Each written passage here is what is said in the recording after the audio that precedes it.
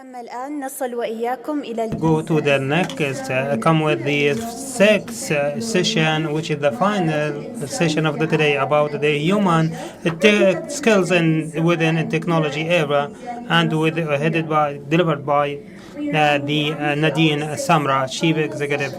titled Human-Centric Skills in a Tech-Centric World by Nadine Samra, Chief Executive Officer of WIAC. Mrs. Samra, the stage is yours.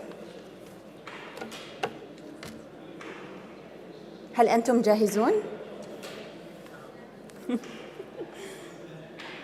Are you ready? سننتظر لمدة دقائق معدودة، دقيقة واحدة فقط.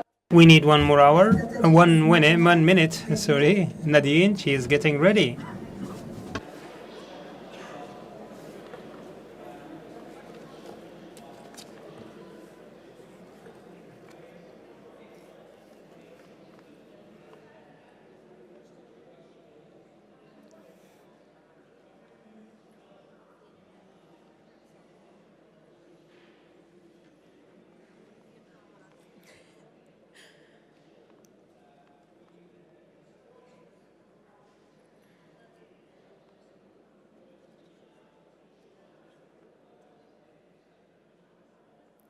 نادين سمرة المديرة التنفيذية. Samra, the CEO from the WIAC, the floor is yours.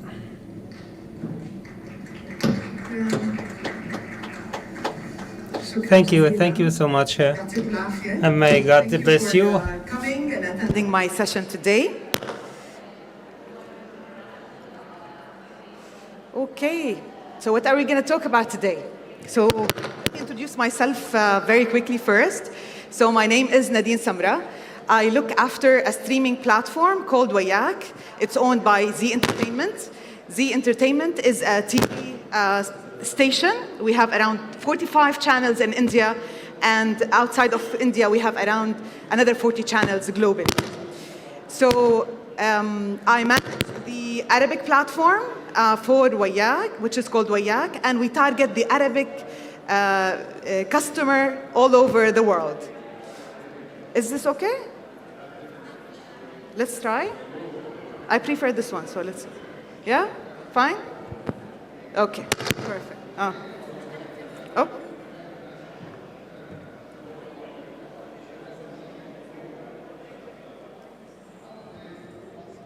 Hello? Yeah, it's fine now? Okay, sorry about that. Okay, so that's my day job, and then I have another passion that I'm working on, which is leadership and management. So I'm a public speaker on leadership and management, and I have my own podcast, where I interview C-level executives, and we talk together about leadership and management. And I believe the more you create strong leaders, the better it is for the organizations, and the better it is for your team members as well. And from here, the passion comes. And I speak about management and leadership on a daily basis on my Instagram account. And I love seeing people thriving and learning to keep up with their jobs and be happy where they are. So if you take any videos today, don't forget to tag me on Instagram. I reshare, promise. So today's presentation is about human-centric skills in a tech-centric world. It seems a bit big of a topic, but I'm going to try to make it light and exciting with a bit of stories. Who is a numbers person here? Who likes to talk about statistics? Anybody? Okay, few people are here. I promise you're going to see some numbers in here. And who loves stories and storytelling? Anybody? Amazing. I'm going to tell you a lot of stories about what we do in WIAC and in media as well. Okay, so in AI, we should be looking at 2 areas in the industry.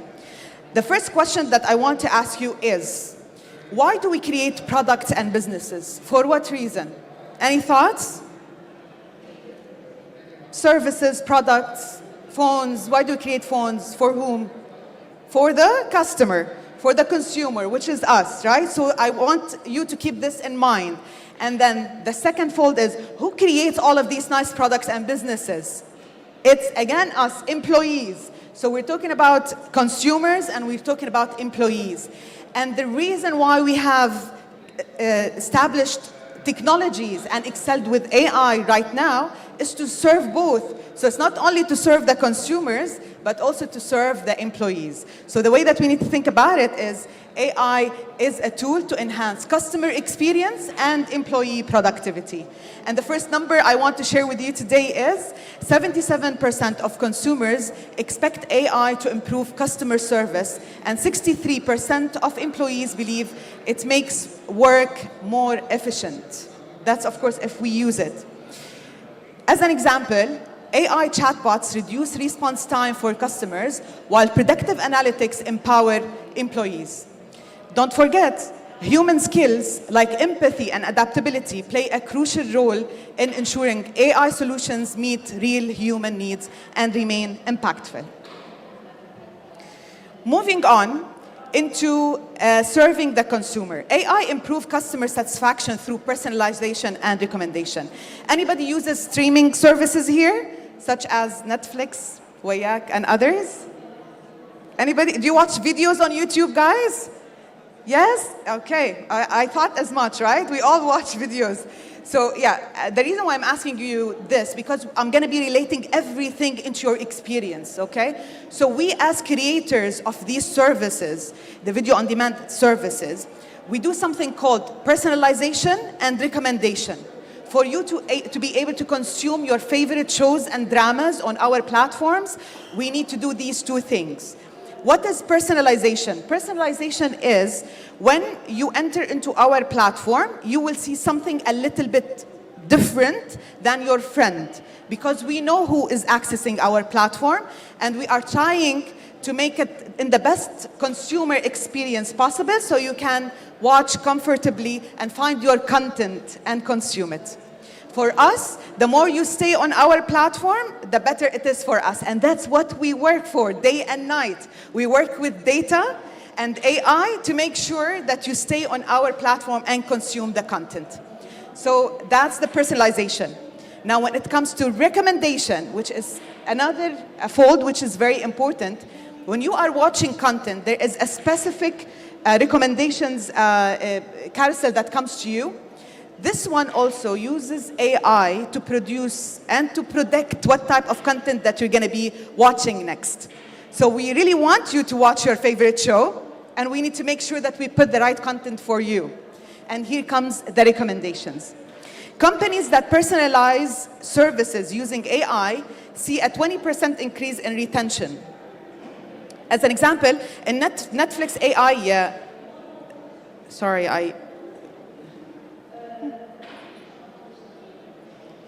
Netflix AI recommendations, it just moves by itself, guys.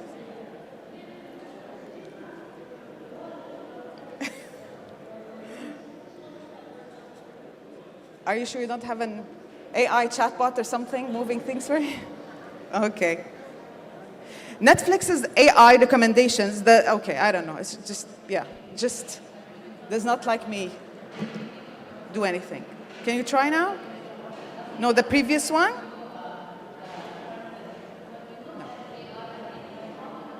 This one. Can you stop? Okay. The presentation's finished now. The last slide.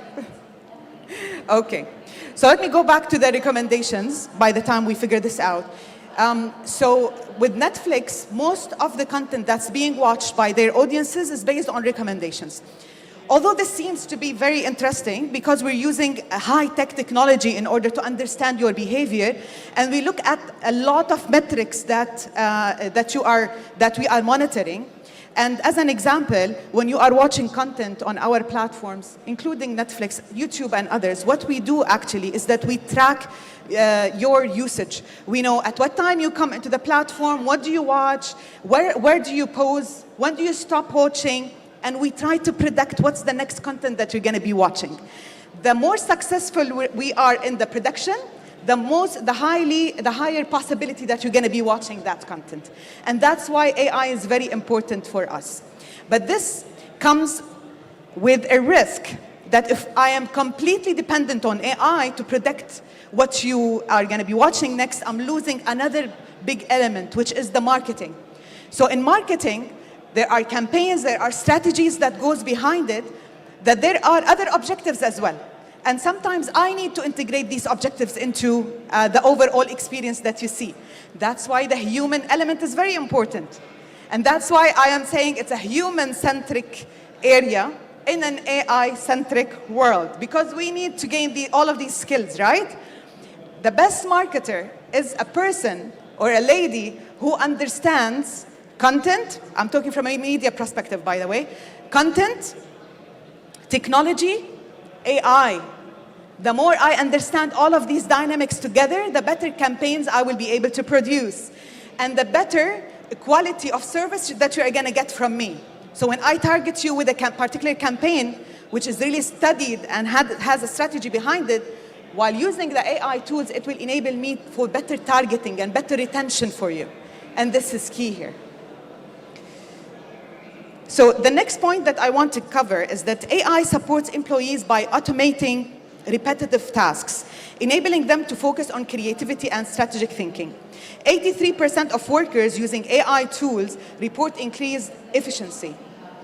Now let's imagine ourselves in a corporate where we have done some decision making 2 years back, right? On a particular project. And today I asked one of the team members to pull that decision. What they're going to be doing is wasting 2-3 hours and maybe days out of their time trying to figure out that one piece of information that we talked about 2 years back. This is just a task that it should not be done by a human being. Don't you agree? Somebody else needs to do this task. Who is? AI. That's why AI is there, so that for these repetitive tasks, they need to do it for us and save us time. I want to save time for my resources to look after more creative things and more creative areas to contribute better and positively into the product, rather than wasting time fetching a decision that we have done 2 years back. So Slack AI tools, as an example, summarize team updates, saving time and enhancing team communication. Employees who are creative and adaptable excel at leveraging AI tools to innovate and address complex challenges. To the next slide, please. Let's try to bridge the gap. AI supporting customers and employees. I don't want to forget the employees. We talked a lot about the customers. Now let's talk about the employees. Organizations prioritizing both customers and employees see 1.8x higher revenue growth. Bridging customer and employee needs require integrating AI insights with human creativity and emotional intelligence. Shopify, as an example, equips employees with AI-driven insights to anticipate customer needs, fostering deeper connections and streamlined workflows, which is normally missed through AI alone, because AI cannot predict that. When it comes to the emotions and the intuition, and sometimes, you are in a meeting and then suddenly one of your team members will come and say, okay, I have an intuition that we need to do this, take this path. And sometimes, honestly, it's without any numbers. If you go and check some of the numbers, maybe some of the research actually contradicts with what you are trying to do, right? But they have an intuition. And you trust them. So you say, you know what? Yes, let's do that. That's the human touch that I'm talking about. And that's what we need to have. And it's going to have, anyway, this human touch will always exist. So the best way that we can operate is keep this human touch going, and then on top of it, add the AI skills. Can we go to the next slide, please? And now, it's my favorite ever topic, leadership. Leadership's role in a human-centric AI strategy is crucial, because we as leaders and managers are the people who are going to be enabling the AI to operate in our companies. At the same time, we need to protect our employees. And here, where it becomes to be an ethical question, right? Right now, I see that most of the companies need or have already started the AI implementations in some of their areas, right? But if they did not do this yet, then they are late. Why? Because either they are worried, afraid, or they don't want to take that step and do the change, because all of the AI tools are already available now in the market for you to utilize. And what most of the leaders and the C-level people like is when you try to save them money, isn't it? Because at the end of the day, this is what we work for. We work for the goal. But at the same time, we don't want to forget the human element. Now, what happens is, when you start automating, some of the jobs are going to get eliminated immediately, whether we like it or not. So what's our responsibility here? Our responsibility is to educate the employees and help them gain new skills to be able to evolve them into higher jobs and better jobs and different type of jobs. And if some people, they are hesitant that their jobs are going to be replaced by AI. And that's really unfortunate because it is going to replace some of the jobs. Not kidding. In media, there are some companies who are going to be completely out of business very soon. And I'll explain it more to you. So there are companies who do subtitling and dubbing for the content, right? You know, the Turkish content, the Indian content. To make it available for the Arabic audience, it needs subtitling and it needs dubbing. So there are companies which are built on this business. So what they do is they hire employees and resources so that they can be dubbing, right? They're going to be sitting behind the mic and they're going to be, you know, dubbing the content. And some other employees are going to do QA and then subtitling and so on. What happened with these companies, with all of the tools that are coming in the picture, is that to keep running in the business, they are reducing their minute rate. They work with a minute. So their minute rate is reducing over and over. So what does this tell you? They're going to get out of business very soon. And I'll explain to you why they're going to get out of business. Subtitling, I think it's easy for you to relate into it, right? Because, yeah, we started to see a lot of things going on social media where we see content of around 30 seconds to 1 minute where you have, you know, the captions down in different languages, Arabic and English. And this is automated. So nobody sits now and then they write everything. They just do QA. So everything is done through AI tools. Now, the question is, can this be done for long hours? Because we're talking here about, you know, a drama series, you're talking about 40 minutes per episode. And for the movie, you're talking about 1 hour and a half and so on. Well, yes, it is. And these tools are available. So what you need is get these tools, pay the license fee, and then do the QA for it. So instead of having people dedicated and spending money on these companies, you don't need to do that anymore. You can do it in-house, just with 2 people QA, and your subtitling is done. Now, the argument is higher when it's about dubbing, because you're going to tell me that with dubbing, you will need human interaction. You need the touch, you need the vocal expressions, the ups, the lows, ups, and I need nice voices, and I don't want these AI-enabled voices. They're not nice. Plus, let me add another fold into this, is that in dramas, we have seasons, 1, 2, 3, 4. So if your users are used to, your viewers are used to season 1 by the voice of 1, 2, 3 of John, let's say, in season 2, you want to maintain John, right? You want to go back to the same company and tell them, I want John again because my users are used to John being Shah Rukh Khan. So I need John. What I'm going to tell you now is that no, you don't need John anymore. You can have a clone of John, a replacement of John. So at the end of the day, using the AI tool, even to be honest with you, I don't need John anymore. I just need Shah Rukh Khan's voice. I'm going to clone Shah Rukh Khan's voice, and I'm going to use it, and he's going to speak Arabic. He's not going to speak Indian anymore. It's going to be in his voice. It's going to be in his pitch. It's going to be in his highs and lows and reactions. Smiling, laughing, angry, everything. That's called cloning, and it's already there. So what does this really say? That these artists, they're going to be impacted. What's our responsibility as leaders? As leaders and managers who understand this, we need to spread the knowledge. We need to help them gain new skills and help them move on into some other roles. And even if we still need some part of these jobs to be present, it's going to be more on the QA side. So we're happy that the machine is going to do, or the AI is going to do a creative subtitling for us, but maybe, you know, considering some of the cultural, considerations, then probably we need some QA on the ground. And by the way, you can argue with me that this can be automated as well. I understand that. But QA, we still need them in media. But in terms of the actual role of the artists, we won't need them anymore, so we need to help these people to find new jobs, gain more skills, and get educated. Leaders must balance AI potential with human values, such as fairness, empathy, and inclusivity. 69% of executives believe AI is critical for achieving customer and employee satisfaction.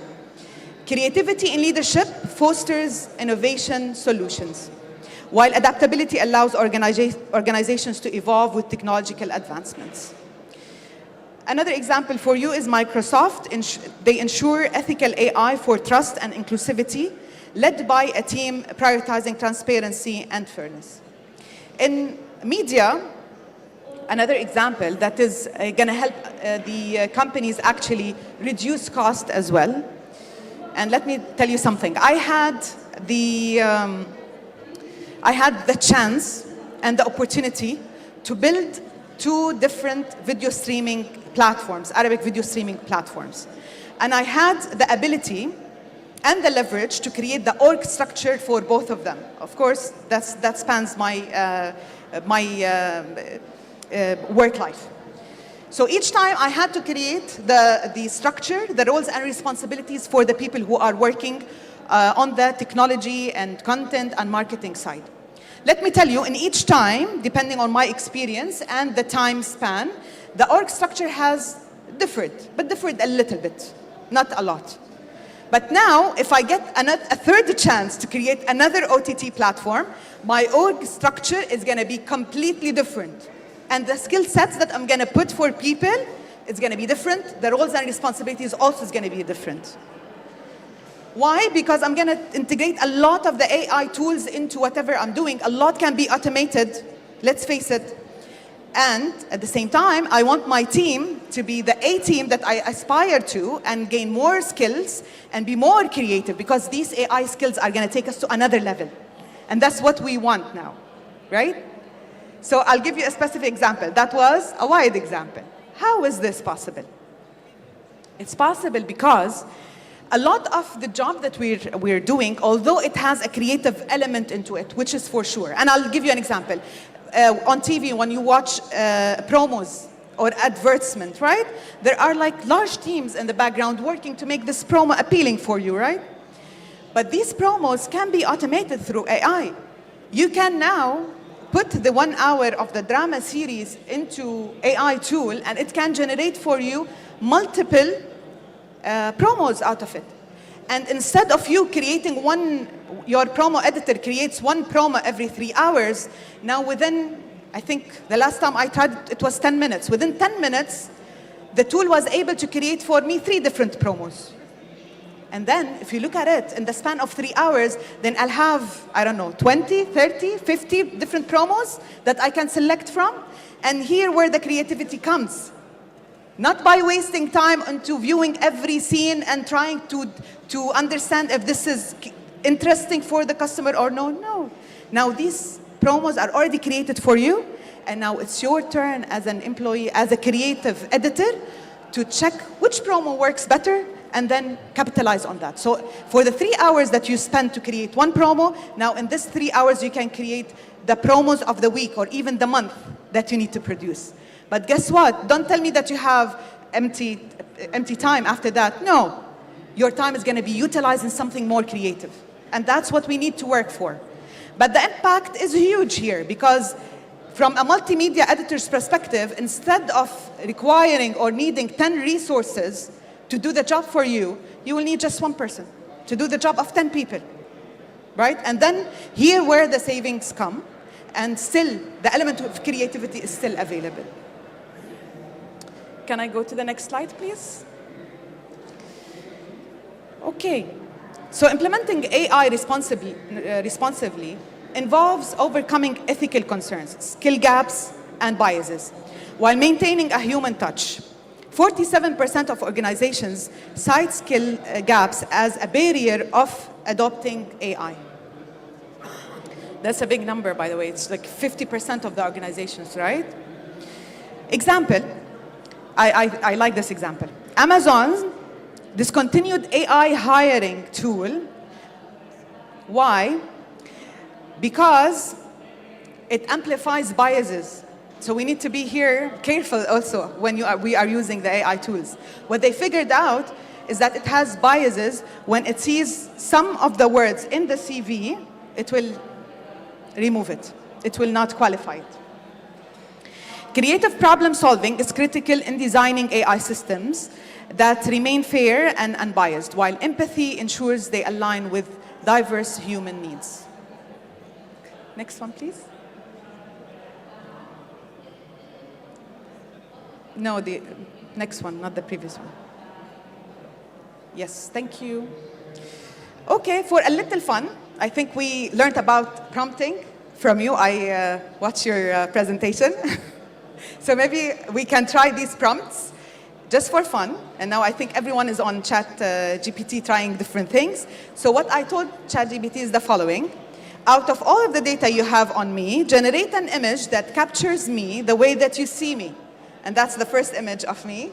VOD, leadership everywhere. So that's pretty much a good image. And there's a mic there, by the way, because I host a podcast. So it knows that I have a podcast, so that's interesting. And then prompt number 2, based on what you know about me, draw a picture of what you think my current life looks like. And this is what it thinks. I like both, actually. So maybe you can try these prompts and see what's going to generate for you. So that's the end of my presentation. Any takeaways for me? Any questions? I'll come closer to you. So thank you very much. I loved your presentation. It's very lively, and I like the fact that you combine like both the human factor and the AI at the same time. My question about integrity. How do you tackle that? Because when you clone Shah Rukh Khan, like, do you have his approval? And then, all the... No need to continue, right? I get it. Thank you for the question. Yes, that's a point that I wanted to address with even more examples. It's very important, absolutely. So when you are using the AI tools, you need to have the consent and you need to have the paperwork done for you. Once this is done, you are free to do this, of course, with the consent of the person, and of course, it's paid for. At the end of the day, they're going to ask you to pay for it. And I met with one of the large social media providers, and they wanted to provide us with a solution where this solution enables us to create content of a 30-second content with the influencers. You know how we use influencers in marketing. So we go to the influencer, we tell them, I want you to be part of my campaign, and this is the direction, and this is what I'm going to pay you for, and then we sign the contracts. The influencer goes, they create the content, they bring the content back to us, or they launch it on their social media, and the campaign is launched. What this tool actually is going to enable us to do is that we don't need the influencer to come and shoot the content anymore. We as a brand have control over this. The story, the influencer, what they're going to say, the narrative, and we're going to be creating AI-generated content out of the influencer's picture. So you will see the influencer moving, talking about our product, but actually it's not the influencer. It's a clone of the influencer. And what do we need with that? It's just an agreement with the influencer. You know what? Instead of you, with your busy schedule, come to us or go to JBR to shoot this content for us, we will do it, and just give us your approval, and this is your payment, and thank you. That's where we are right now. I hope I answered the question. Thank you. Thanks. Thank you. There was another question there? Yes. Thank you. It was a great presentation. Thank you so much. I wanted to actually add on to that. That was one of my questions, is that you mentioned about Shah Rukh Khan and how, so like you said, of course, there's an ethical element there. Even if it's cloned, like you said, approvals are required in place, and that the ethics part comes in that. But then you mentioned something about new jobs.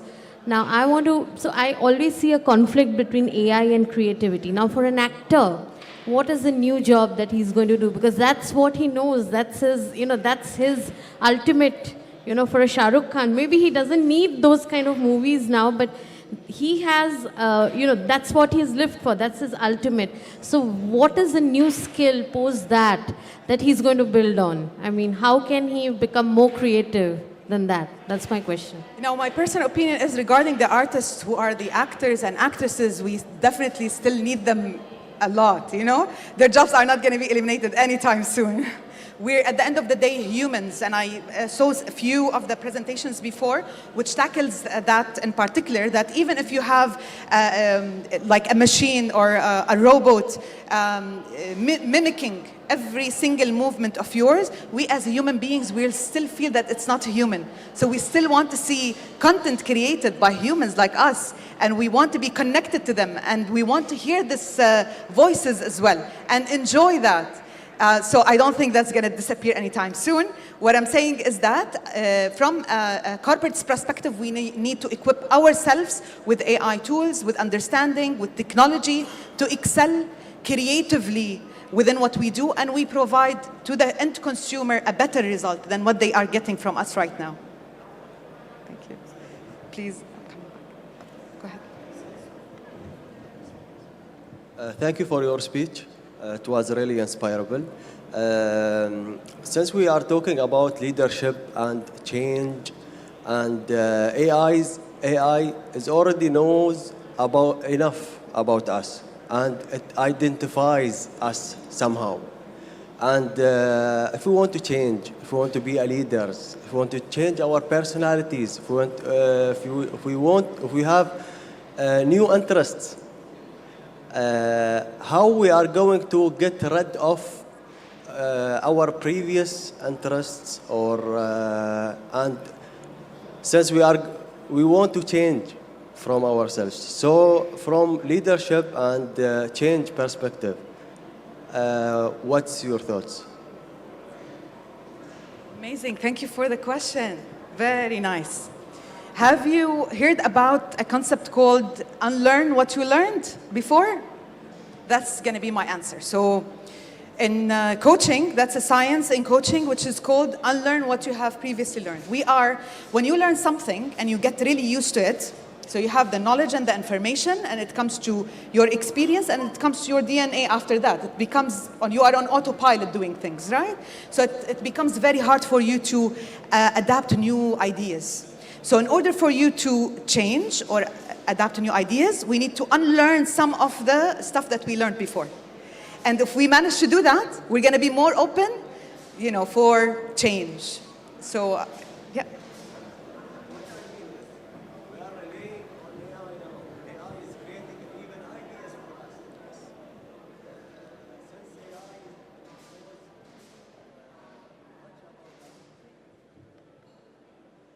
If we want to change, and we still rely on AI, we want to have new ideas. AI is identifying us somehow. Yes, I think the way that I think about that is that we humans are still leading the world. AI is not controlling us, we are controlling AI. So we are using it as a tool in order to reach our objective. And at the beginning of my presentation, what I was saying is that what is the goal? Referring back to the book, The Goal. We have our consumers that we need to serve, and that's why we create the products and services. And we create them through the creativity of the employees, our teams. And in order to do that and be faster than anybody else in the industry, we will recruit the AI as a tool. So it's like a new employee recruited within your team to help you with ideating, with getting into new creative ideas that maybe it will take you with your team a week or two to come up with, and with AI help as a tool, as one of your employees, is going to take you an hour or two. But you are the creative person at the end of the day. You are the human who has the intuition, has the feelings, connects with the consumer, knows the actual needs, know what Ramadan means. Even if the machine knows Ramadan is the month of this, and this is the behavior of the users, of the people around you, you are the human, feel what Ramadan is actually. When you go to the iftar and then the suhoor and so on. And you are the only one who's going to be able to create these unique experiences that connect with the life of the people. I think that's very important. Thank you so much for the question. So, I'm not a fan of AI. I believe AI kills creativity in people because now I see everyone in corporate, in life, in schools, and everywhere, depending solely on AI for getting their jobs done, their essays written, their presentation done. So they stopped thinking. So it does not help creativity. That's what I see. I see my kids, I see people who I know in corporate. I see myself if I want to depend on AI.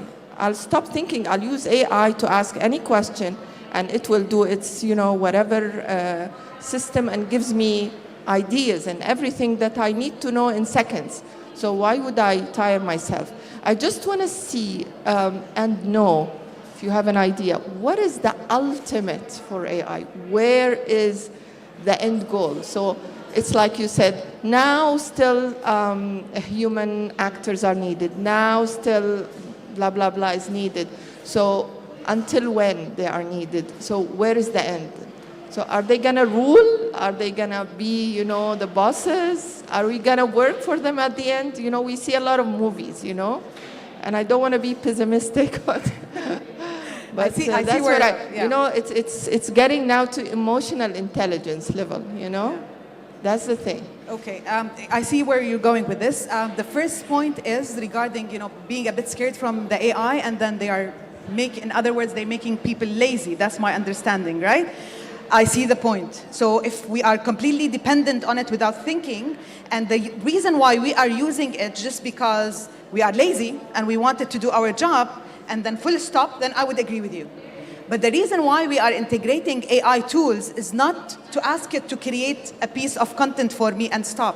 No, it's to think with me, to take me further away into new places. That's the reason why I'm using it. So back to the university students or the students, the reason why also these tools are enabled for them, because these kids, the way that they're going to be running their lives tomorrow in corporate is going to be completely different than us right now.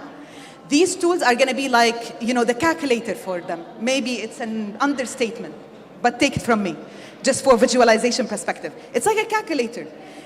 When the calculator was invented, it's like, oh, you don't want to use your head, 2 + 2 = 4, why you want to use a calculator? And even the parents were talking to their kids, don't use the calculator. After that, all the schools and universities allowed the calculator to be used. So if we start thinking about AI like this as a tool, not a replacement to the human race, then it will take us places, because it's going to be just the start. Let's start together thinking about something, and okay, now there is a new generated idea, and that's what we talk about, the generative AI and so many other things that's happening, and then it will take us to new places. Why, as a corporate, I should be embracing AI? Because if I don't, other competitors, they are going to embrace AI, and they're going to do better products than me, and I'm going to get out of business. And this is not what I want. So very important. Thank you for the question, really, because it's very important how we think about it and what's our mindset. Take it and sleep. While a lot of kids do that, they just want to, write me the essay and they go to sleep, print it out. Or no, help me think. What are the ideas that I need to put? Okay, why this idea in particular? Can you do me a search to do with 1, 2, and 3? Can you get a search from 1970, what was said about AI and who predicted that? And you start creating a piece of art that neither the AI have created it for you, neither any one of your friends has done it. And this is the real objective. Absolutely. As it is in technology, right? Everything has its positives and negatives. Sahih. Thank you so much for that. Yes, shukran ala su'al. Anything else? There's one more question there. I still have a few minutes.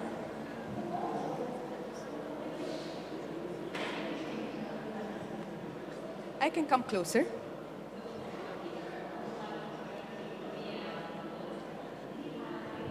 Okay, thank you.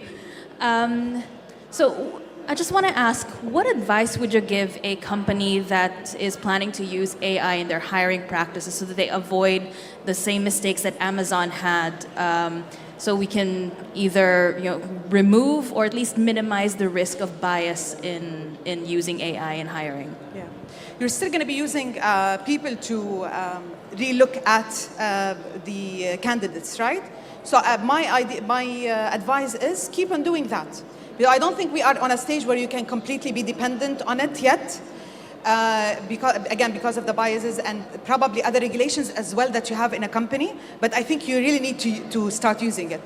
I see some of the companies who have internal recruiters who scan over the CVs and they miss very good CVs. They don't show because of demand error. By the way, for the recruiter to decide if they want to see this person or not, it takes them 6 to 8 seconds.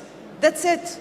So, okay, I would accept that from a machine, but for a person to be able to decide in 6 to 8 seconds, and this is a global average, by the way, that means it's the error, the human error that's going to be generated, in my opinion, I don't know, I need to do a bit of research about it, but it's going to be much higher than what the machine is going to be producing for you. Thank you. Thanks. Anything else? First of all, thanks for the lots of information you already provided for us. Shukran. My question is there is lots of organizations that they would like to implement this kind of AI techniques.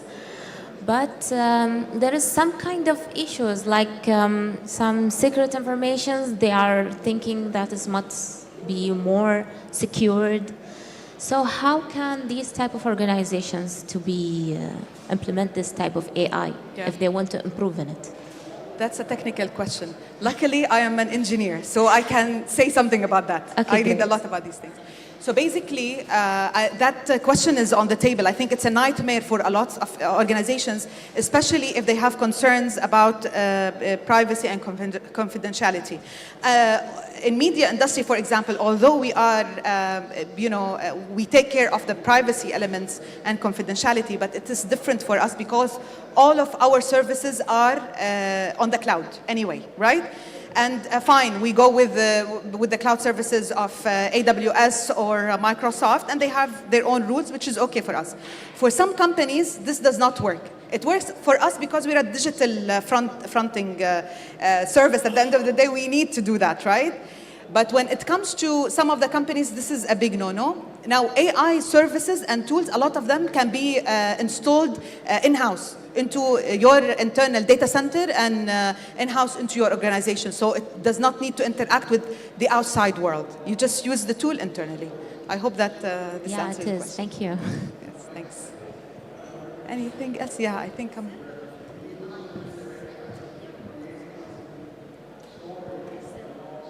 Okay. So normally these services are uncentralized services, so they are all over the globe. But let me tell you something, back to media, just to make it more relevant to us. So for us, for example, all of our servers, if I have a replica of my servers in Europe, or if I am serving consumers in Europe, which I do, then I need to adhere to the regulatory of Europe. So from a privacy perspective, I think you're going with this question into the privacy.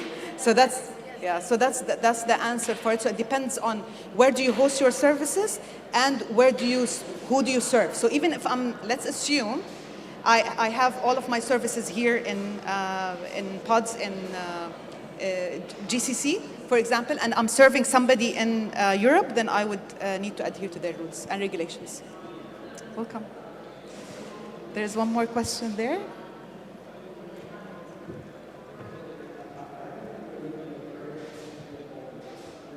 Thank you so much. Thank you. It's been very, very, very eventful, the event. I guess the question I have is it touches on some of the points that some people were questioning with regards to unlearn and relearn in a way. Someone who's young and getting into education and deciding where they want to be in the future, with AI being part of our future, essentially, and someone who is seasoned and has education and has knowledge, but yet doesn't know what their future looks like. Would you suggest reevaluating where you are and seeing what tools are available and where you can stand with AI and how you can upgrade yourself from your knowledge perspective to be leading or being a prompt engineer versus a coder? Do you have any suggestions or any recommendation of what someone can look at for their kids, as well as for themselves in this generation, wherever they are in their age group or workforce or wherever they may be? I don't want to seem biased with the answer of this question, but listen, since I was a kid, I love technology. I had a computer since 1989, probably one of the first kids to have this big CPUs, and I was a gamer. So from that time, I felt that the world is all about technology. It's all about computers. And that's why I studied computers. I did not study anything else because I believe the world revolves around it. But that's just me, right? Now, to answer your question in a more logical manner, I believe that learning does not stop at any point of time, at no age. Previously, when we used to be kids, they used to tell us all of the doctors, they need to continue learning because they are dealing with new things on a daily basis, right? But what I've seen and what I learned is that every single person needs to learn on a daily basis and evolve. And trust me, I stopped like maybe, I don't know, 2-3 months just not going through papers and doing more readings. And after 3 months, I needed a kickstart to start using ChatGPT in the right way. I needed that time to learning curve. And I'm like, okay, that's how come? I am a technology person, so how does this happen to me? Well, yeah, you should not stop learning at all. And whenever we do that, new opportunities starts to open up for us.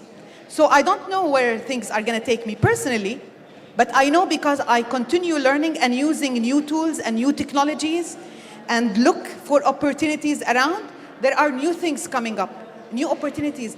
Most of the jobs that are coming in 2030, we don't know about them yet. Can you imagine? 70%. So I might be in 2030 doing something completely different than now just because of the new opportunities that's going to be there. But who's going to be benefiting? The person with that mindset. The person who believes that, yes, I'm going to be learning all the times. And I would not say no to anything that comes along my way.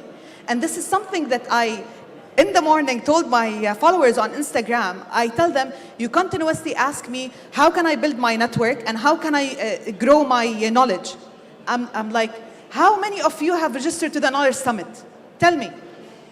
Go register for free, meet new people, get introduced to them, go listen to all of these nice speeches and see where the life is going to take you. I hope I helped. Absolutely. No, I completely agree. I think it's we never stop learning, and if you do, then you kind of stopped everything. So I think knowledge is naturally part of us, and school teaches us how to learn and become good learners. But as we grow, I think we adapt that into our lives, and whether we listen to podcasts or whether we read books or listen to books, whatever it may be, the knowledge experience should never stop. And if it does, I think we end up getting really bored of life. Yes. Thank you so much. Thank you so much. All right. Thank you so much, everyone, for being here. Really loved the conversation with you. Thanks.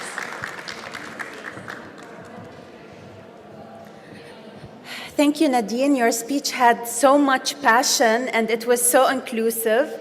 Dear audience, as we conclude No Talk Holds First Day program, we extend our heartfelt gratitude to each and every one of you.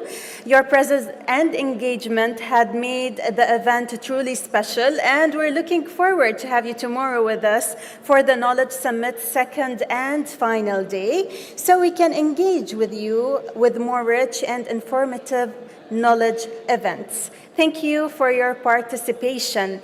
وهكذا أعزائي الحضور وأحبتي نختتم برنامج قاعة حوارات المعرفة في يومه الأول على أمل أن نلتقي غدا من جديد حيث يحمل اليوم الثاني والأخير لقمة المعرفة 2024 المزيد من الفعاليات المعرفية الثرية والمفيدة. شكرا لحضوركم الكريم والسلام عليكم ورحمة الله وبركاته.